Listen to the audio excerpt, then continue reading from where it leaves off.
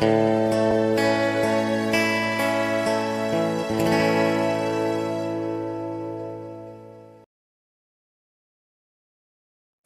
313. Putri Yumiko menyerang lagi.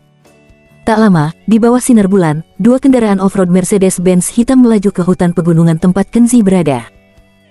Pintu terbuka, dan Yumiko Kagawa, yang mengenakan kimono putih, datang di setiap langkah, seterang salju. Di belakangnya ada pelayan Hanako dan beberapa pengawal berjas hitam, termasuk Jaiden Blue, yang diikat oleh beberapa jas hitam dan dikawal. Jaiden Blue melihat Kenzi dan berteriak beberapa kali, tetapi mulutnya tersumbat, sehingga dia tidak bisa berbicara, dan ada memar di wajahnya, jelas dia terluka. Kenzi mengerutkan kening dan bertanya, "Yang Mulia Yumiko, saya tidak tahu apa yang telah membuat Anda tersinggung oleh Jaiden Blue, sehingga Yang Mulia akan memperlakukannya seperti ini." Yumiko membungkuk perlahan, menyapa, dan kemudian berkata tanpa emosi, "Tuan Kenzi, jangan salah paham. Yumiko tidak ingin mempermalukan Jaiden Blue, tapi Tuan Jaiden Blue ini telah berulang kali memimpin orang untuk memantau kehidupan sehari-hari Yumiko dan ditemukan oleh bawahan Yumiko, jadi dia menangkapnya." Yumiko melambai, pengawal itu melepaskan tali yang terikat pada tubuh Jaiden Blue dan mendorongnya ke arah Kenzi. Jaiden Blue terhuyung-huyung ke Kenzi, dan berkata dengan malu, "Maaf, Tuan Muda, saya awalnya ingin memantau keberadaan mereka untuk mencegah bahaya bagi Anda, tetapi saya tidak berharap. Sejak pesawat khusus Kagawa Yumiko datang ke Wakanda, Jaiden Blue telah memperoleh informasi. Untuk mencegah Yumiko membalas dendam terhadap Kenzi, Jaiden Blue membawa beberapa dinas rahasia dari Alpha Squad untuk mengawasi dan mengumpulkan informasi tentang Yumiko. Tapi anak buah Yumiko juga tidak lengah. Lagi pula, mereka adalah penjaga kekaisaran dari keluarga kekaisaran Tokyo. Mereka segera menemukan bahwa ada sesuatu yang salah, dan malah mengepung titik pengawasan di mana Jaiden Blue berada. Oke, tak perlu dikatakan, kamu akan baik-baik saja." Melihat Jaiden Blue tidak terluka parah, Kenzi memotongnya dan menepuk pundaknya, "Keluhan pribadiku dengan Yumiko, aku tidak butuh campur tanganmu. Kamu pergi dulu dan pergi ke dokter, jangan khawatir tentang aku." "Tapi Tuan Muda." Jaiden Blue ingin mengatakan sesuatu, tetapi Kenzi melambaikan tangannya dan memotongnya lagi, menyuruhnya untuk tidak khawatir. "Kalian juga mundur. Tidak ada yang bisa ikut campur dalam perselisihan antara saya dan Tuan Kenzi." Di sisi lain, Yumiko juga memberi perintah. "Hai." Beberapa pengawal berjas hitam membungkuk serempak, dan kemudian melangkah mundur bersama. Benar saja, mereka mematuhi perintah Yumiko dan tidak mengganggu keluhan pribadi Yang Mulia Yumiko.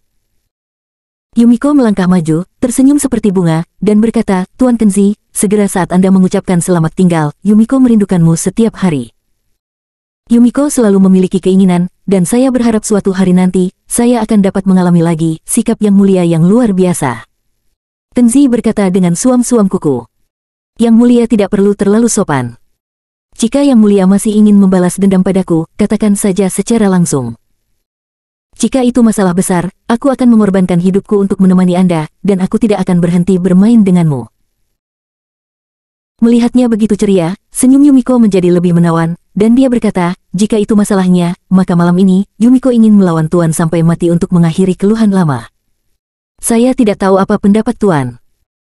Kenzi terlalu malas untuk berbicara omong kosong, berbalik dan berjalan ke kejauhan. "Jika kamu ingin bertarung, ayo bertarung, aku akan menunggumu di ruang terbuka di depan."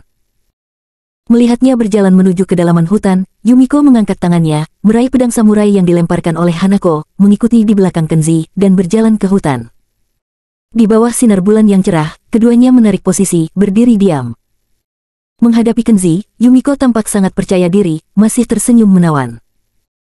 Sejujurnya, sejak Yumiko dikalahkan oleh Tuan terakhir kali, Yumiko tinggal di istana, mengolahnya dengan susah payah, dan mencapai seni bela diri yang unik. Yumiko hari ini tidak lagi sebanding dengan masa lalu. Akan sulit bagi Anda untuk lolos. Kenzi menghela nafas diam-diam setelah mendengar ini, merasa bahwa gadis oriental ini berbicara terlalu banyak omong kosong, dan berkata, "Yang Mulia cukup baik, hanya saja tidak bagus sama sekali. Jelas ingin membunuh di satu tarikan nafas, tapi berpura-pura mengingatkanku begitu banyak, ini tidak disebut kebajikan, juga tidak disebut etiket, itu disebut kemunafikan." Mendengar ini, Yumiko merasa tidak nyaman, wajahnya yang cerah dan cantik menjadi dingin. Kenzi dengan santai mengambil posisi, mengangkat tangannya dan berkata, "Berhentilah berbicara omong kosong, cepatlah dan jangan buang waktu lagi." Yumiko tersenyum dingin dan berkata, Karena Yang Mulia sangat ingin mati, Yumiko akan memenuhi permintaan Yang Mulia. Saat kata-kata itu jatuh, Yumiko berteriak keras, dan di bawah cahaya dingin, pedang samurai keluar dari sarungnya. Yumiko mengangkat pedangnya di kedua tangannya, perlahan menurunkan tubuhnya, dan aura pembunuh berangsur-angsur menumpuk di matanya. Jika Yang Mulia tidak tahan, jangan sombong. Yumiko tidak ingin membunuhmu. Niat Yumiko sama seperti terakhir kali. Saya harap Anda akan menyerah dan secara otomatis mengikuti Yumiko untuk kembali ke pintu guru, potong lengan dan minta maaf pada guruku. Melihatnya melakukan ini lagi, bersujud untuk meminta maaf, mematahkan lengan, dan bertindak untuk kebaikannya sendiri, Kenzi menjadi sedikit tidak sabar, dan berkata dengan tidak sopan. Yang Mulia Yumiko, apakah Anda menjadi dewi di kuil istana terlalu lama, sehingga otak Anda agak sulit digunakan? Jika kamu benar-benar ingin menjadi dewi pelacur, jangan pukul aku dengan pisau, kenapa kita tidak duduk dan minum, lalu kamu menari untukku, alangkah baiknya itu.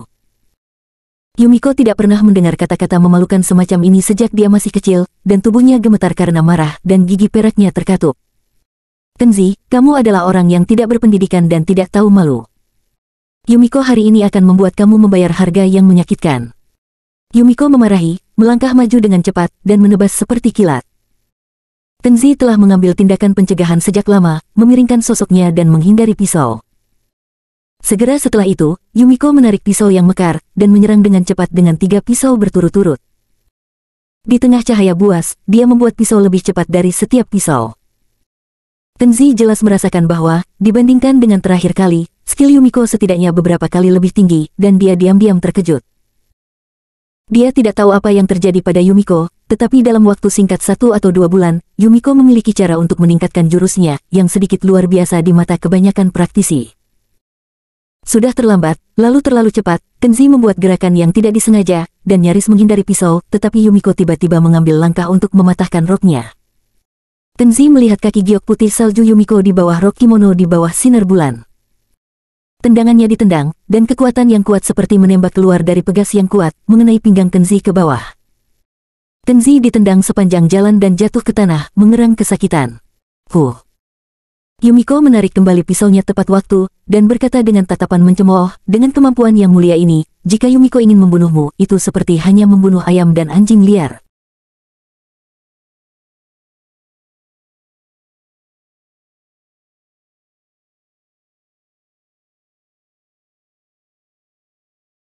Bab 314. Jauh lebih kuat.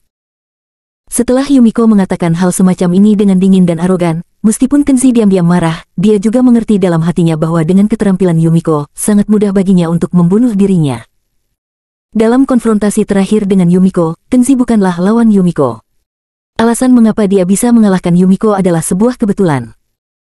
Jika bukan karena fakta bahwa Kenzi menggunakan mantra ilusi untuk menutupi Yumiko selama beberapa 1/10 detik, mungkin dalam pertarungan terakhir, dia akan berhasil dipenggal oleh Yumiko atau ditangkap, dipotong salah satu tangannya.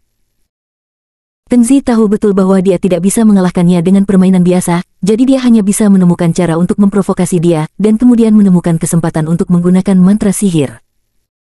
Dia dengan enggan bangkit, sambil menggosok pinggangnya yang sakit, dia mengejek dengan dingin, "Yang Mulia Yumiko, kamu sangat tidak tahu malu. Kamu menggunakan kaki telanjangmu yang panjang untuk menyelinap menyerang selangkangan pria. Kamu adalah putri yang bermartabat dan dewi kuil, dan kamu bahkan diam-diam menyerang selangkanganku tanpa rasa malu. Apakah kamu telah dikurung di kuil untuk waktu yang lama, sehingga sangat menginginkan seorang pria? Maaf, aku tidak ingin menjadi pria biadabmu. Aku sudah punya istri dan jauh lebih cantik darimu. Aku tidak tertarik dengan wanita buas sepertimu." Kata itu membuat Yumiko marah. Dengan dadanya yang naik turun, dia menekan amarahnya dan berkata, "Kenzi, jika kamu berani tidak sopan lagi, aku akan memperlakukanmu sebagai anjing liar yang rendah dan memotong lidahmu." Kenzi tersenyum meremehkan. Dia melanjutkan membuatnya kesal dan berkata, "Bahkan jika kamu ingin memotong lidahku, aku masih harus mengatakannya. Lihat dirimu, kamu jelas seorang putri kerajaan, tetapi kamu telah membodohi dirimu sendiri, seorang wanita liar yang tak tahu malu. Awalnya aku sangat aneh, bukankah bagus menjadi seorang putri, mengapa kamu harus pergi ke kuil untuk menjadi seorang dewi? Sekarang aku mengerti bahwa wanita sepertimu pasti tidak memiliki pria sama sekali, jadi kamu tidak punya pilihan selain bersembunyi di kuil. Kuil itu kan seharusnya seorang biarawati tua yang tidak akan pernah menikah. Diam." Yumiko menjadi lebih marah, dadanya naik turun dan dia berkata, "Kenzi, aku harus membunuhmu." Kenzi tertawa dan melanjutkan, "Bahkan jika kamu membunuhku, itu tidak dapat mengubah fakta bahwa seorang wanita sepertimu hanya bisa menjadi seorang biarawati tanpa seorang pria. Kamu biadab dan kasar, dan kamu selalu suka berpura-pura menjadi perempuan jalang. Kamu mengatakan, seorang wanita sepertimu, bagaimana mungkin seorang pria menginginkannya? Kuncinya adalah tidak ada daging di sekujur tubuhmu, dan dadamu rata seperti landasan pesawat. Mengatakannya, kamu terlihat seperti bayangan, siapa lagi yang akan tertarik padamu? Satu-satunya cara adalah bersembunyi di kuil dan menjadi biarawati, yang paling cocok untukmu. Malu di wajahmu, membuat semua wajah keluarga kerajaanmu malu. Baga." Yumiko akhirnya tidak tahan lagi, dia berteriak marah, menerkam seperti serigala betina, dan menebas.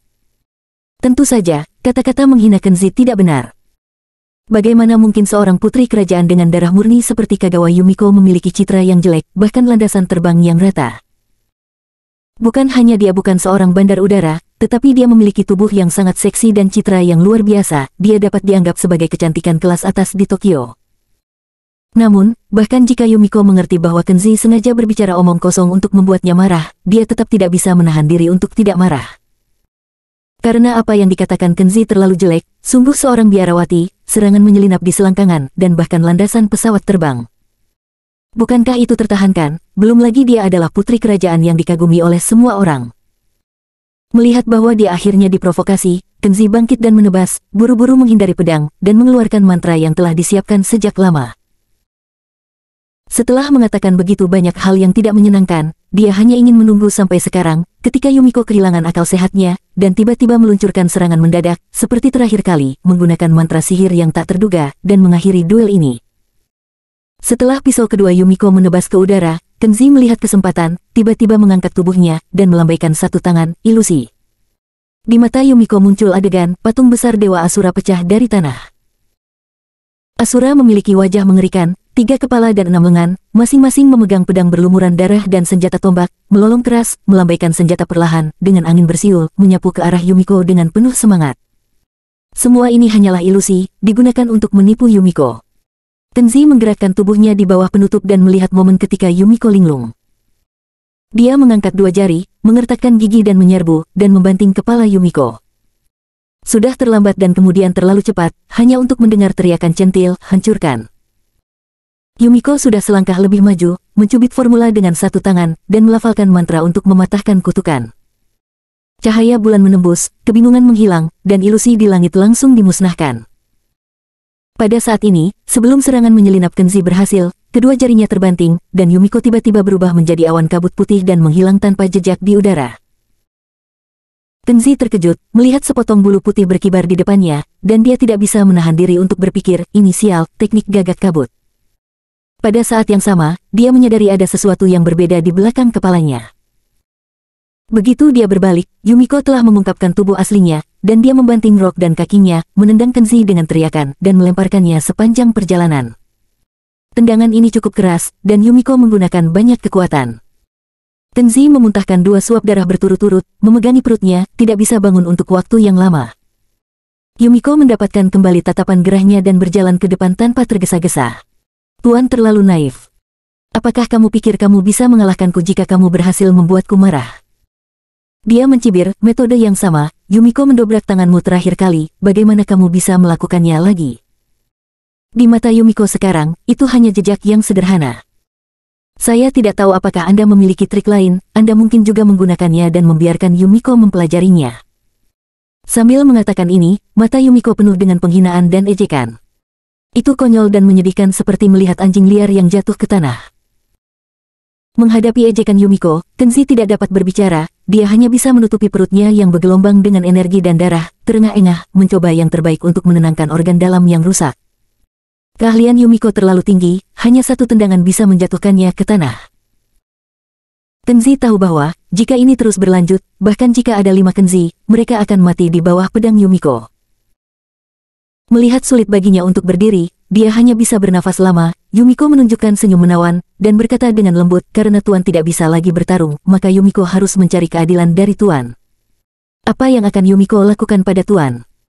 Tenzi menyeka darah dari mulutnya, tetap tenang, dan menatapnya dengan cerah. Yumiko terkikik, senyumnya sangat menggoda, dan tawanya seperti lonceng perak. Dia berkata, Yumiko baru saja mengatakan bahwa akan memotong lidah tuan, kan? Tenzi berdiri perlahan, pikirannya berputar cepat, memikirkan bagaimana cara menyingkirkan bahaya saat ini. Jika tuan cukup pintar, sebaiknya segera berlutut dan bersujud kepada Yumiko untuk meminta maaf. Dengan cara ini, tuan memiliki kesempatan untuk mengikuti Yumiko dan kembali ke pintu guru untuk melakukan pendamaian. Jika tidak, Yumiko pasti akan memotong lidah tuan dan perlahan-lahan untuk menyiksa dan membunuh tuan untuk menghilangkan kebencian Yumiko.